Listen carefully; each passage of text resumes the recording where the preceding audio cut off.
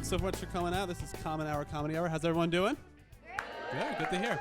All right, so I have something that's been bugging me for a while now, and you can tell me if it's bugging you. How does a person become a hitman? You ever think about that? I mean, that's a lot of pressure. Someone's literally coming up to you and saying, hey, see this guy right here?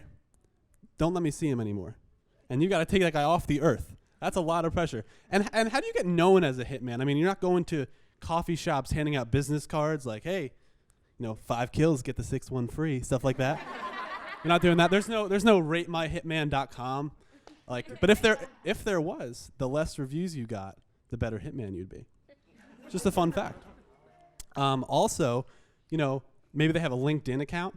Maybe they're endorsed in Microsoft Excel. They're organized and stuff like that. I don't know. I don't know hitman. So that's a lot of pressure. I mean, can you picture? You've seen the movies. So when they hire a hitman, they're like, hey, kill this guy.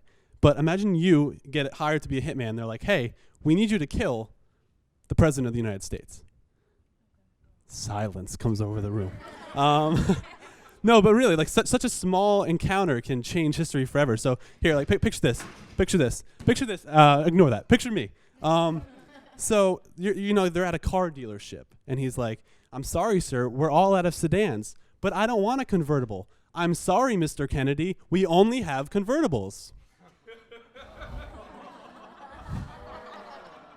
Took a second. Such a small bullet and such a small event impacts history forever. Also, I thought about this too. Does anyone ever think that maybe Lincoln didn't even want to go to the play? I mean, his wife Mary comes up to him and it's like, Lincoln, I got these. She calls him Lincoln.